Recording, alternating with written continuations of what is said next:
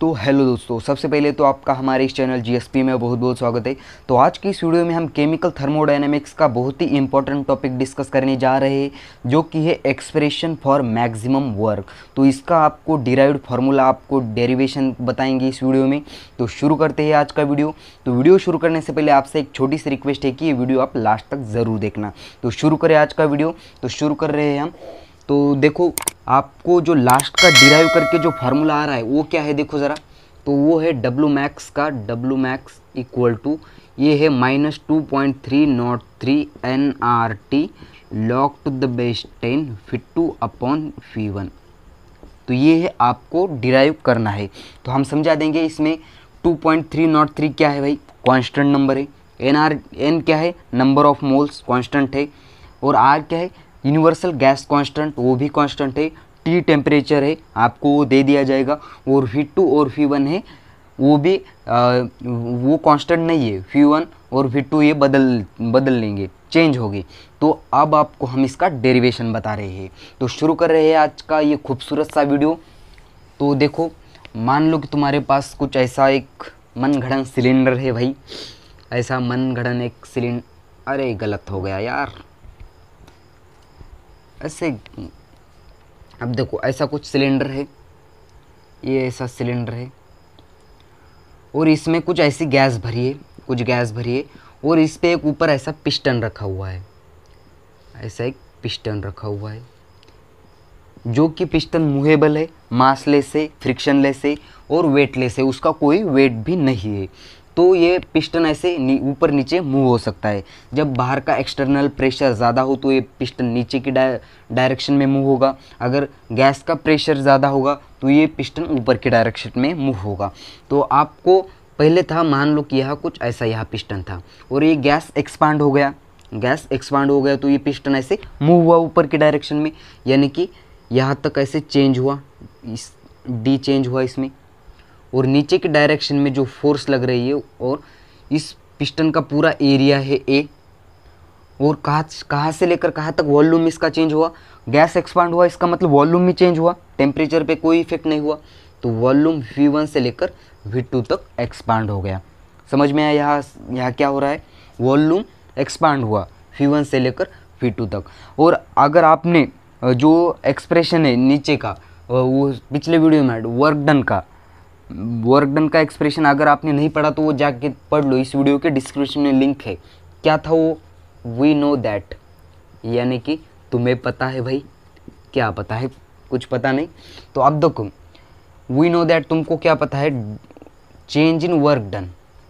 Change in work done का आपको हमने ये फार्मूला -P एक्सटर्नल डेल्टा फी, ये फार्मूला आपको प्रूफ करके दिखाया है। कैसे दिखाया है ये, इसका भी ऐसे खूबसूरत सा डेरिवेशन निकाल के बताया है हमने। इस पे अगर आप पढ़ना चाहते हो तो इस पे हमने सवाल भी करवाए हैं, वो डिस्क्रिप्शन में सब कुछ है, आप जाके पढ़ लो। अब देखो, ये आपने पढ़ा है change in work is equal to -P external delta V. इस -P एक्सटर्नल क्यों लगाया भाई, जो एक्सटर्नल का प्रेशर है, एटमॉस्फेरिक का प्रेशर है, वो कम हो रहा है, इसलिए -P एक्सटर्नल डेल्टा फी लगा दिया मैंने यहाँ। अब क्या करेंगे इसके साथ, अब देखो एज्यूम कर दो, एज्यूमिंग P एक्सटर्नल की जगह मैं थोड़ी देर के लिए, यानी कि परमानेंट के लिए P ले रहा हूँ, प्रेशर ले रहा हूँ, और ये इस प्रेशर की वैल्यू उठा के इस इक्वेशन में डाल दी, या -P डेल्टा फी।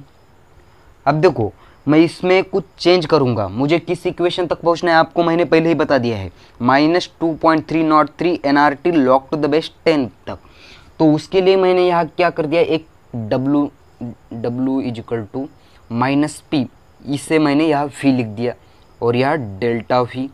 ये तो नहीं मंजूर है भाई आपको, तो ये तो कैंसिल होना चाहिए इसके लिए। तो इसको कैंसिल करने के लिए नीचे एक ऐसा फी लेना पड़ेगा, अब मंजूर होगा आपको। देखो, यह V से V कैंसिल हो गया, और क्या बचा, -P डेल्टा V। ये इक्वेशन एज इट इज़ है, इसके साथ हमने कुछ छेड़खानी नहीं की। तो इसका सिर्फ ऑपरेशन कर रहे हैं ताकि हम उस एक्सप्रेशन तक पहुंच जाए। तो अब यहाँ से V से V कैंसिल हो जाएगा, तो यही ऊपर वाला एक्सप्रेशन बच गया। अब देखो, आपको आइडियल गैस इक्वेशन आता है, नहीं आता तो जाके पढ़ लो, इस वीडियो के डिस्क्रिप्शन में वो भी लिंक है। कुछ लोग बोल रहे हो यार कितने लिंक दे दी है डिस्क्रिप्शन में। अब देखो, P V is equal to, हम according to ideal gas equation क्या लिख सकते हैं, P V is equal to N R T.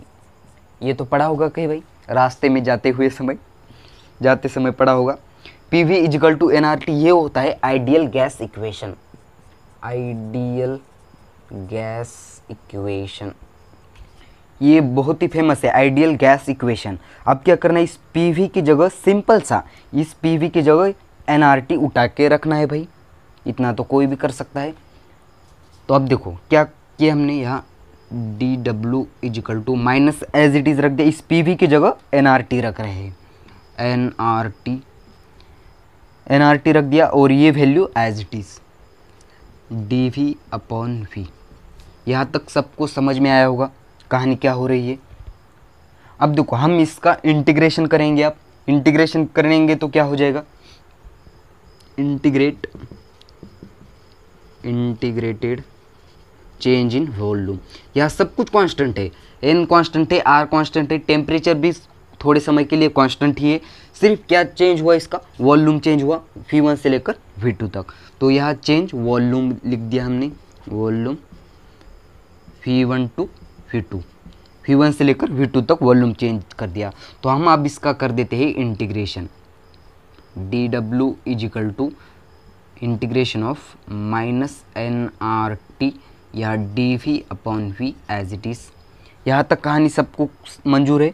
अब कहाँ से कहाँ तक इंटीग्रेट करना है होगा हमें, V1 से लेकर V2 तक वॉल्यूम चेंज हुआ, समझ में आया यहाँ तक सब कुछ।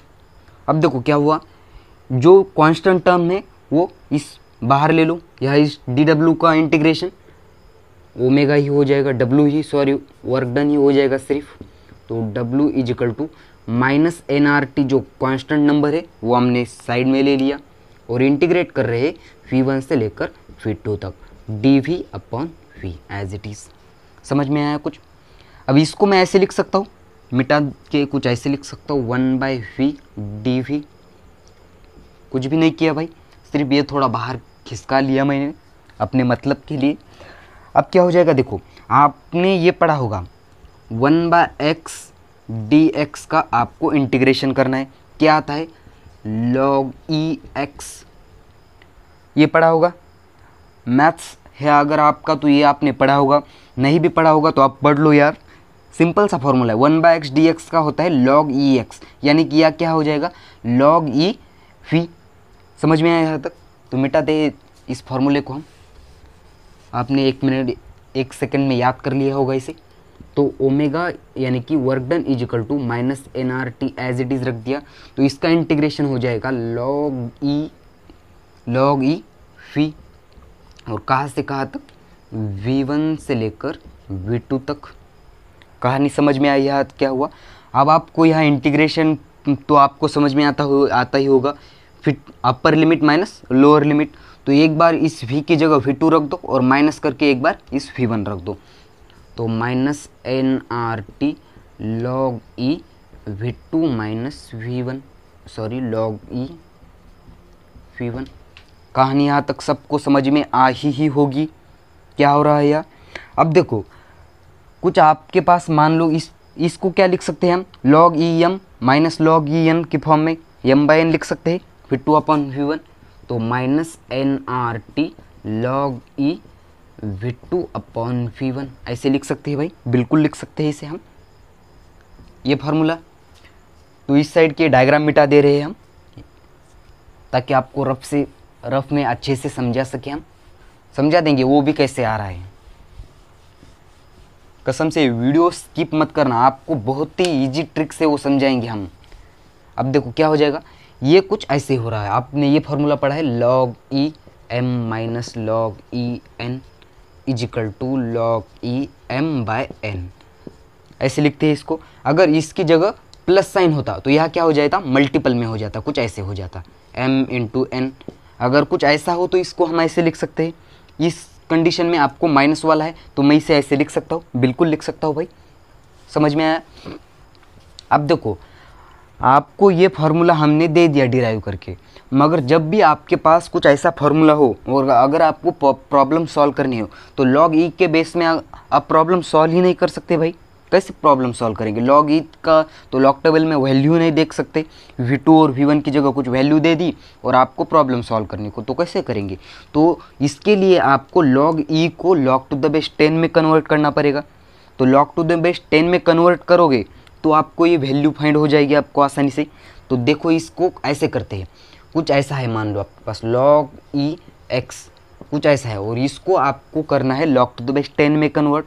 तो ये फार्मूला है 2.303 log to the base 10 x, बहुत ही फेमस फार्मूला है, कहीं भी आपने जाते हुए पढ़ा होगा, कहीं घूमने जाते हो तब नहीं पढ़ते ये।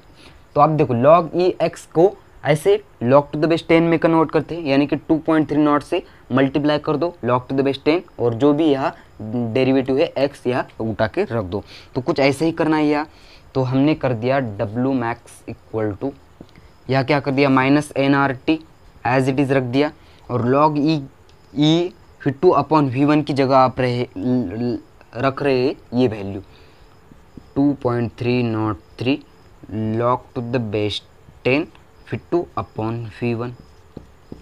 अब डेरिवेशन का एक रूल है कि जो भी नंबर आ रहे हैं, जो नंबर डेरिवेशन के स्टार्टिंग में लेने होंगे भाई वो ले लेते हैं हम, क्या दिक्कत है। तो डब्लू मैक्स इक्वल टू ये माइनस एज इट इज़ ये नंबर ले लिया 2.303 NRT log to the base 10 with 2/V1। Clear है यहाँ तक? समझ में आया सब कुछ? तो आप आपके मकसद तक पहुँच गए हैं। अब देखो आइडियल गैस इक्वेशन में हमने बोला कि आपको टेम्परेचर भी कांस्टेंट है, टेम्परेचर कांस्टेंट है तो क्या हो जाएगा, टेम्परेचर भी क्या कांस्टेंट है, यानी कि PV इजिकल टू कांस्टेंट है, 0 है। तो इसे हम ऐसे लिख सकते हैं P1 V1 is equal to P2 V2 is equal to constant, बिल्कुल लिख सकते हैं भाई। तो आपको इस P वाली वैल्यू इस P2 के नीचे भेज देनी है। कैसे करना है, ऐसे P1 एज इट इज़ रख दिया मैंने और इस P2 की वैल्यू इसके नीचे डाल दी एज इट इज़। अब देखो V2 के नीचे ये V1 की वैल्यू भेज दो V2/V1। समझ में आया क्या हुआ यह कहानी? PV यहाँ टेम्परेचर कांस्टेंट है, PV इजिकल टू NRT है। अरे यार देखो PV इजिकल टू क्या है NRT, यहाँ टेम्परेचर कांस्टेंट है, यहाँ ये टेम्परेचर 0 हो जाएगा, यानी कि पूरी टर्म 0 हो जाएगी। तो इसको PV इजिकल टू कांस्टेंट आ गया, तो मैं इसको ऐसे लिख सकता हूँ P1 V1 is equal to P2 V2 is equal to constant. तो मैंने इसको ऐसे लिखा, ये P1 के नीचे ये P2 की वैल्यू भेज दी और इस V2 के नीचे ये V1 की वैल्यू भेज दी। समझ में आया? तो अब देखो इस V2/V1 की जगह मैं P1/P2 लिख सकता हूँ, बिल्कुल लिख सकता हूँ। तो और मैं एक जो प्रेशर के टर्म में जो फार्मूला आ रहा है W का -2.303 NRT log to the base 10 और यह आएगा P1/P2। तो ये आ गया भाई आपका प्रेशर के फॉर्म में फार्मूला और ये है वॉल्यूम के टर्म में फार्मूला।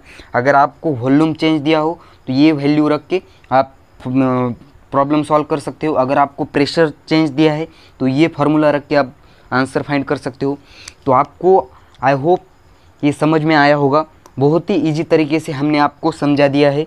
अगर ये वीडियो आपको पसंद आया हो, अगर पसंद आया हो या ना हो वो अलग बात है, समझ तो आया होगा। अगर ये वीडियो आपको समझ में आ गया हो तो इस वीडियो को लाइक कर दीजिए। अगर इस वीडियो पे अगर आप नए हो तो इस चैनल को सब्सक्राइब कर दीजिए, ताकि फिजिक्स और केमिस्ट्री के ऐसे ही इंटरेस्टिंग वीडियो हम इस चैनल पर अपलोड करते रहते हैं। तब तक के लिए वेरी ऑल द बेस्ट।